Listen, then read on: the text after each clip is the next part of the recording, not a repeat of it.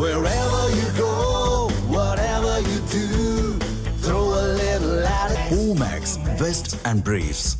சென்னை மடிப்பாக்கத்தில் உள்ள குடிநீர் வாரிய வளாகம் அருகே குப்பை கிடங்கில் பயங்கர தீ விபத்து ஏற்பட்டது. நீண்ட போராட்டத்திற்கு பின் தீ அணைக்கப்பட்டது. இது குறித்த கூடுதல் தகவல்களோடு நேரலையில் இணைகிறார் எமது செய்தியாளர் வினோத். வினோத், வணக்கம். எப்படி இந்த தீ விபத்து ஏற்பட்டது? இந்த தீ விபத்து ஏதேனும் அசம்பாவிதங்கள் நடைபெற்றதா? விவரங்களை பதிவு பண்ணுங்க வினோத்.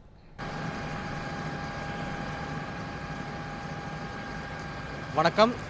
சென்னை மடிப்பாக்கம் குடிநீர் வாரியம் வளாகம் அருகே குப்பை கிடங்கு என்பது இருக்கின்றது. இன்று காலை சரியாக 9 மணி அளவில் இந்த குப்பை கிடங்கில் தீ விபத்து என்பது ஏற்பட்டு இருக்கிறது. குறிப்பாக நாம் தற்போது நின்றிருக்கக்கூடிய பகுதிதான் சென்னை மடிப்பாக்கம் குடிநீர் வாரியம் வளாகம் அருகே இருக்கக்கூடிய குப்பை கிடங்கு பகுதி. இந்த பகுதியில் சரியாக காலை 9 மணி அளவில் இந்த பகுதியில் குப்பைகளை எரிப்பதற்காக தீ என்பது வைக்கப்பட்டிருக்கிறது. அதனைத் தொடர்ந்து அந்த தீயானது குப்பைகளில் அதிகமாக பற்றி எரிய தொடங்கியிருக்கிறது. இந்த சூழ்நிலை தான் குறிப்பாக இந்த குப்பை கிடங்கில் காவல்துறை பறிமுதல் செய்யக்கூடிய வாகனங்கள் அனைத்துமே இந்த குப்பை கிடங்கில் தான் நிறுத்தி வைக்கப்பட்டிருந்திருக்கிறது.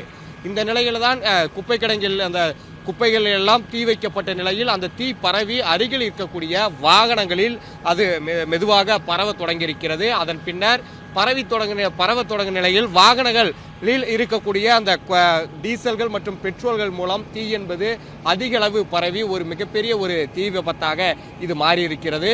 இந்த சம்பவத்தின் போது யாருக்கும் எந்த ஒரு உயிர் சேதமும் ஏற்படவில்லை என்பதுதான் இங்க இருக்கக்கூடிய ஒரு முக்கிய தகவலாகவும் பார்க்கப்படுகிறது.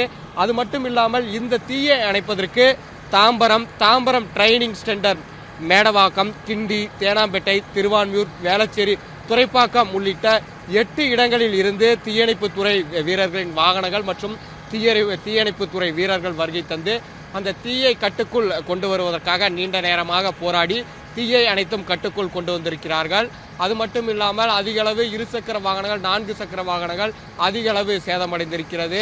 குறிப்பாக இந்த வாகனங்கள் அனைத்தும் காவல்துறையினரால் அந்த விதிமீறல்களை மீறி செயல்படக்கூடிய அவர்களின் வாகனங்கள் தான் இங்கே பறிமுதல் செய்து அவர்கள் கொண்டு வந்திருக்கிறார்கள்.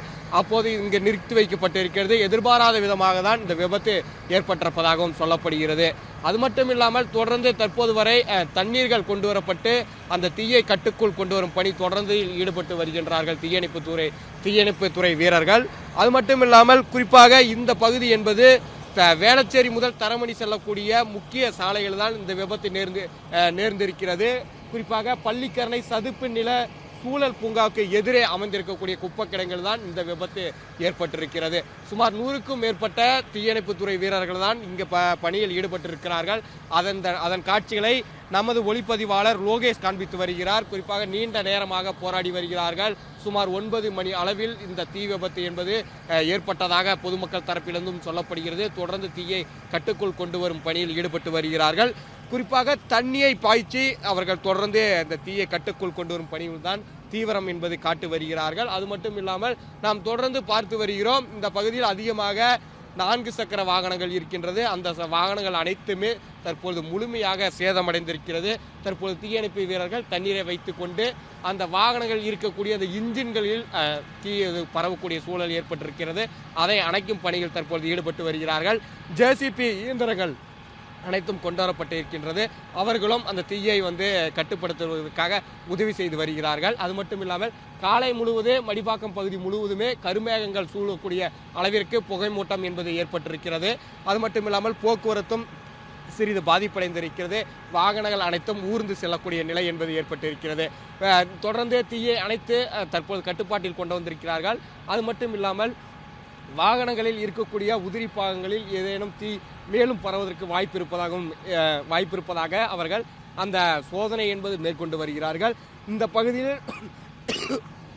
நம்மளாலேயே நிற்க முடியாத ஒரு சூழல் தான் ஏற்பட்டிருக்கிறது. அதிக அளவு புகை என்பது ஏற்பட்டிருக்கிறது. இந்த புகையின் மூலம் நம்மளால் இங்கிருந்து பேசக்கூடிய ஒரு சூழல் தான் தற்போது ஏற்பட்டிருக்கிறது. இன்னும் ஒரு சில மணி நேரங்களில் இது முழுமையாக கட்டுக்குள் கொண்டு வரப்படும் என அதிகாரிகள் தரப்பில் தெரிவிக்கப்பட்டிருக்கிறது.